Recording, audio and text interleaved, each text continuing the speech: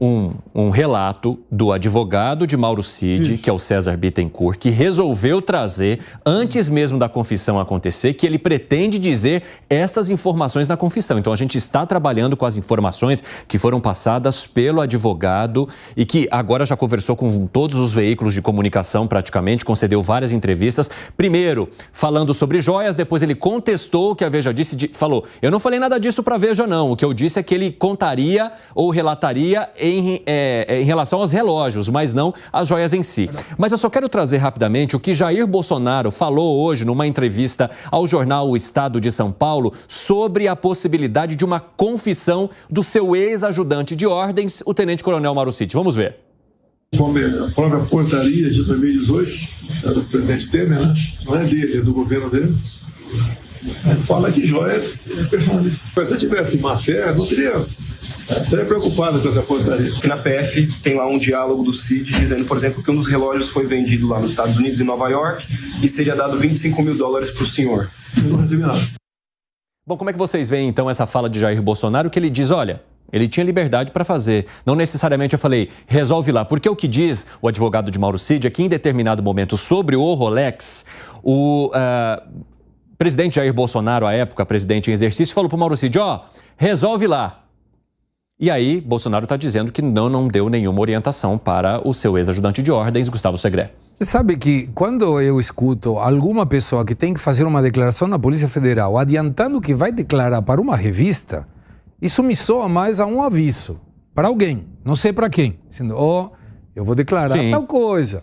Então alguém que deveria ser o destinatário desse aviso, fica esperto, entra em contato para evitar que essa declaração seja feita. Aliás, segundo a informação do jornal O Estado de São Paulo, a defesa de Jair Bolsonaro entrou em contato com a defesa de Mauro Cid na madrugada depois da publicação da revista Veja. E aí depois o jornal O Estado de São Paulo conversou com o advogado que fez esse ajuste ali na fala, né?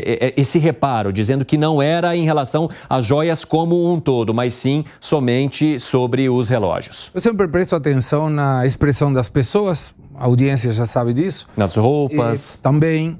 Mas, nesse caso em particular, eu continuo acreditando na fala do Bolsonaro. Talvez ele seja um ator fantástico, mas eu continuo acreditando nessa questão de que, cara, não sei o que foi. Mas, finalizando, vamos imaginar por um momento que você trabalha em algum lugar, Jovem Pan, e um diretor, pede para qualquer um de nós cometer um ilícito.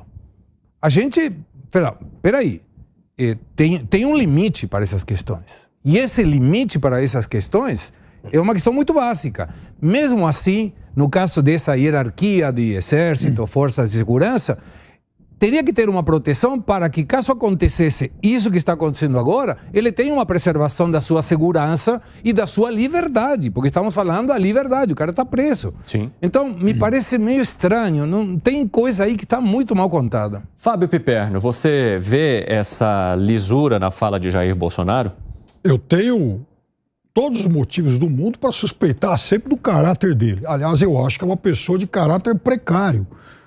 Prova disso, a gente vai encontrar vários rastros pelo tempo, a começar, inclusive, pelo episódio que determinou a saída dele das Forças Armadas. Prova disso que não teve nenhum grande escândalo de corrupção no seu governo. Nenhum petrolão, nenhum mensalão. E olha que vasculharam, nós estamos falando de olha que vasculharam. Até roubo de joia. Não foi roubo de joia, Piperno. Por parte de quem, eu não sei. Não foi roubo de joia. Roubo de joia, foi presente. Falsificação de cartão. Não, nada disso está provado. Não, isso está provado. A gente não sabe de quem são os digitais. Mas está falando do Bolsonaro. Gente que fez parte do governo dele, o Pastor Gate lá atrás, né? Os pastores que andavam lá com o ministro Milton Ribeiro, intermediando e tomando comissão no Ministério da Educação, enfim, tá cheio de escândalo. Mas a questão não é essa. Em relação a se o Cid deu ou não dinheiro para ele, eu não sei. Eu não vou acusar o presidente de ter recebido dinheiro.